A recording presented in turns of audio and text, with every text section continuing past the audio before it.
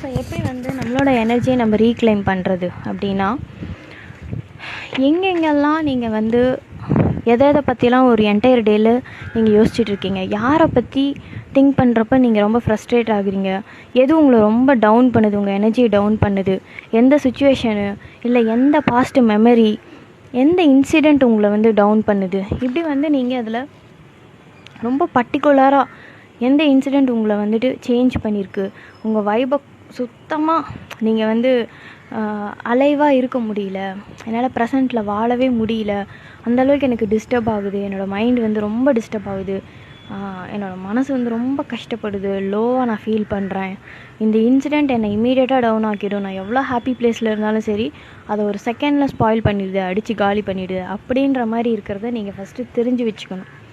So அங்கெல்லாம் தான் உங்கள் எனர்ஜி வந்து போயிட்டுருக்கு, லாஸ் ஆகிட்டுருக்கு. ஒவ்வொரு செகண்டும் உங்களுக்கு உள்ளே இருக்க அந்த எனர்ஜி வந்து புதுசாக தான் இருக்கும்.